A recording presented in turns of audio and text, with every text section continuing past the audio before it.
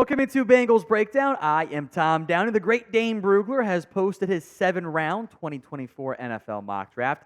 Let's break down all of the Bengals picks and whether or not I and you like them. Now, if you are like me and us here at Chat Sports, can't wait for the NFL draft just over a week away. If you are excited for this year's NFL mock draft, show it by liking today's video. Some notable round one picks off the board. J.C. Latham goes to the Chargers. Taliese Fuaga goes to Denver. That one stung. Olu Fashanu's gone. Troy Fatanu's gone. Brian Thomas Jr., also part of a trade, is gone. So Dane has the Bengals taking Byron Murphy out of Texas. A fairly popular mock draft pick because, as many have pointed out, if you want the really good defensive tackle long term, you normally got to take him pretty early. Here's what Dane wrote on the Murphy pick. With his explosive twitch and natural leverage, Murphy moves differently than any other defensive tackle in this draft class. He is equally disruptive versus the run and when rushing the passer, something the Bengals are looking to add to their roster. He does have the great leverage. It comes with being short. He's barely 6'1", 297, although he did get that number up a little bit at his pro day, which to 306, which makes me feel a little bit better about kind of anchoring the run. I think he's going to be a really, really good three technique in the NFL. My only pause here for Cincinnati, I think I have two of those guys in B.J. Hill and Sheldon Rankins. Do I need to add a third one? Maybe you're looking more long-term, which the Bengals do love to do, and with some pretty good results. I have a late first-round grade on him. He tested super well. He's gotten better each season. You know, the easy comp is for these undersized DTs is always Geno Atkins. I think athletically and maybe like the best version of this player is Shelby Harris. Some other players who were on the board, some offensive linemen, Marius Mims, Tyler Guyton, Nate Wiggins if you want a corner. The receivers are kind of picked over with Brian Thomas gone. Graham Barton. And a guy that I actually like more than most, I think, is Johnny Newton. I would not be... Murphy's going to have a very high grade, so wherever he's taken, it's going to be in the range. I actually have Newton higher than Murphy. But I'm different, I think, than most people, so I'm not going to ding the Bengals or others if they were to go down the Murphy path instead. No tackle, though, taken in round one. Which position would you... Offensively, I should say. Which spot would you rather draft in the first round? OL for offensive line, DL for defensive line. The ad comes on YouTube. Take advantage of it. Head down there and go vote. Some round two picks here. Keon Coleman off the board early. Zach Frazier off the board. And a little mini run on wide receivers. Xavier Worthy, Ricky Pearsall, Troy Franklin, amongst others who went off the board in those late to mid-40s. So at pick 49, it's an offensive lineman, but not a tackle. Instead, it is Kansas State offensive guard Cooper Beebe. And I would say what this means is he is your new left guard, and he will probably start for you, potentially in year one. He played tackle at Kansas State. His length makes that a complete non-starter. 31.5 inches, which will have some teams, by the way, with that limited length, having him listed as more of a center for some teams. I think he can hold up a guard, though. Has the typical guard build.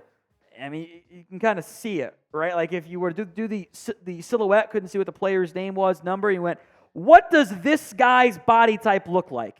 You'd say, probably looks like a guard, right? Like he's kind of shorter, stocky, big build, 6'3", 322. He has that classic guard build. I thought he played great against Texas, by the way. Just drafted one of those guys in Byron Murphy. Very intelligent kid. I have a second-round grade on him. So this would be a good pick value-wise from Cincinnati. Some others who were on the board, Dominique Puny was there. I actually didn't love the way the tackles were left.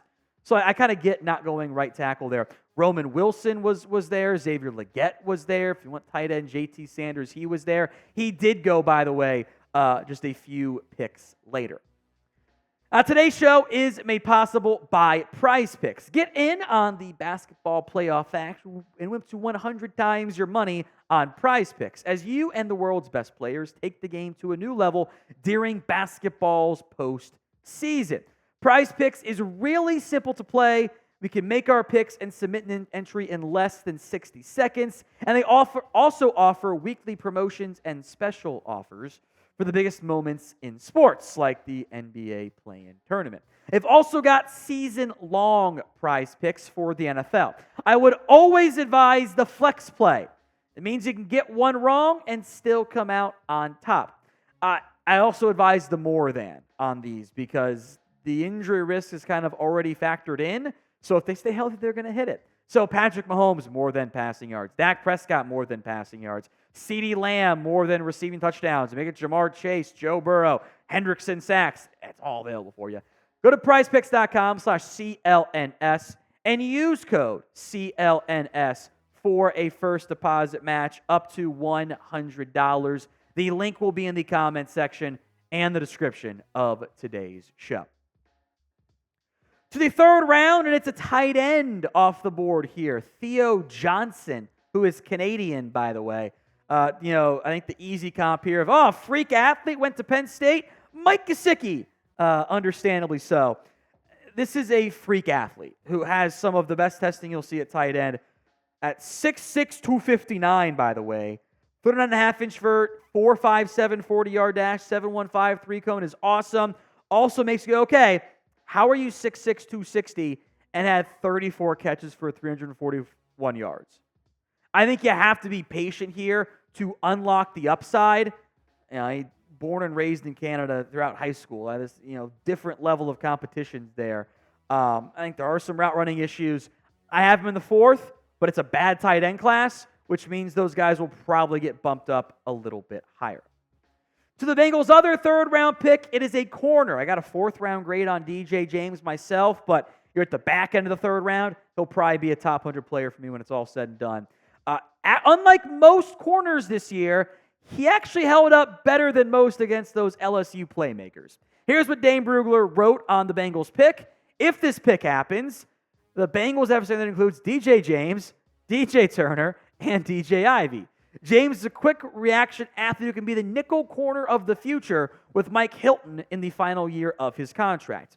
Given the size profile at sub 6 foot, 175, 31-inch arms, I do think this would be another example of a potential nickel corner. He was listed at 164, so he did add some size there. The speed is there, 4.41 40-yard dash. He's a good athlete, good tackler. You can see why nickel corner might be an option. That's also kind of my concern with this pick in particular. There's a non-zero chance that Daxton Hill and DJ Turner's best spots are nickel. Do you want a third one of those as well? He was also mostly an outside corner at the collegiate level. Let's go to the fourth round pick. That is T'Vondre Sweat. And this is going to be one of the, I think, bigger wild cards in this year's class, figuring out where he ends up going. Here's what Dane Brugler wrote on the pick. Retaining Murphy and Sweat on the same defensive line in the NFL? I'm here for it. With some off-the-field questions and conditioning questions surrounding Sweat, I don't think he will be drafted on the first 2 days. But he becomes an interesting day 3 wild card. There is obvious risk with the player. The fourth round might be a spot where the Bengals feel comfortable with him, especially given their need at nose tackle. If it's not on the field only, this is by far the best nosed guard, run-stopping DT in the NFL. The big body, the base is strong, makes it tough to get by him with double teams. He's really good there, won the Outland Trophy, has a really engaging personality, even was the best guy to interview at the Combine. The problem is off the field. Beyond the fact that he had a DWI in April, which was just, what are you doing? You failed these stupid tests. He was already like a potential concern there. This is a guy who told teams, my days of being the party animal and not being focused are gone. I'm different now. I've matured. Well, the DWI kind of makes it okay. That's not really the case from that perspective. That makes it doubtful there. Dane has also reported that he played this year at 380 pounds and was pushing 390 in the college football playoff. That's just too big. You can't be in shape at 390 pounds. It's just not possible, no matter how tall you are and how big you are. It's just concerns abound there. It makes him a wild card this year. Could be maybe get good Eddie Goldman out of him, though. Maybe. Are you comfortable drafting T'Vondre Sweat in, let's say, the fourth round? Y for yes, N for no. Sound off in the comments section. A wide receiver finally taken here in the fifth round. I get some Calvin Austin vibes. Jakeem Grant could be another one. The big value here is returns.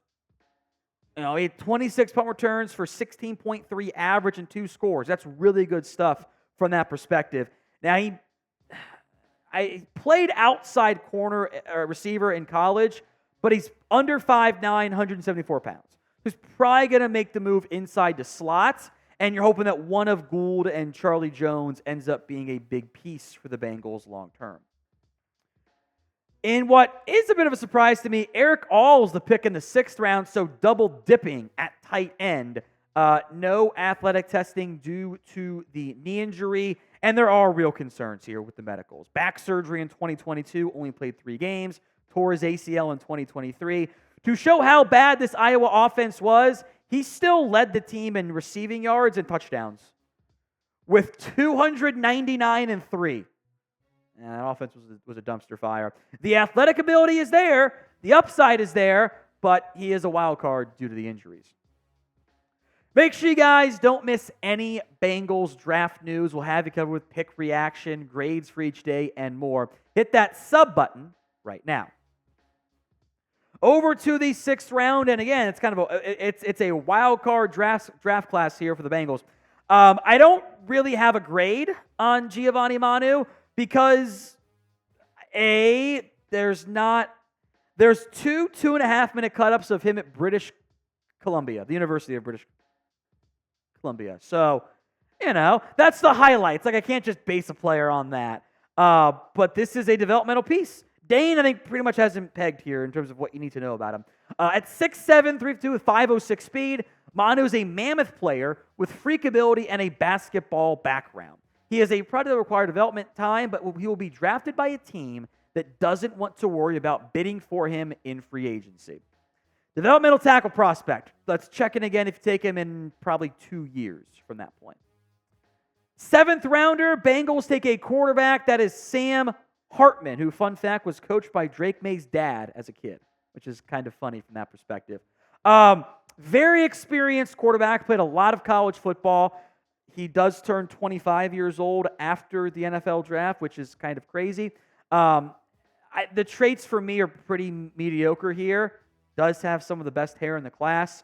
The coaches are going to like him. He's a great leader. He's tough as nails. There was the whole had the surgery to remove a rib because he had some weird medical stuff there, effort thrombosis, whatever the hell that is. Had the rib by his collarbone removed, and then he made it into a necklace that he wore, which is, he got that dog in him, I guess. He doesn't have that rib in him anymore. Tough kid with leadership is what I have there. Finally, a punter. It did not go very well this past year punting-wise. Ryan Breakout out of BYU. I will be honest, I have not done any punter work yet. I will do that the Sunday before the draft. So it's a punter in the 7th round. You know what you're going to get, most likely. So to recap, the Dane Brugler mock draft: Byron Murphy round 1, Cooper Beebe round 2, Theo Johnson round 3, DJ James round 3, Vondre Sweat round 4, Anthony Gould round 5, Erick All round 6, Giovanni Manu round 6, Sam Hartman round 7, Ryan Rako round 7 as well. It is fine. I would have liked a receiver earlier, maybe a different corner. I think they're going to go receiver on day 2. I really do believe that. Would have loved the right tackle, but Manu can develop, I guess. Grade Dane Brugler's mock draft: A, B, C, D, or F in the comments section.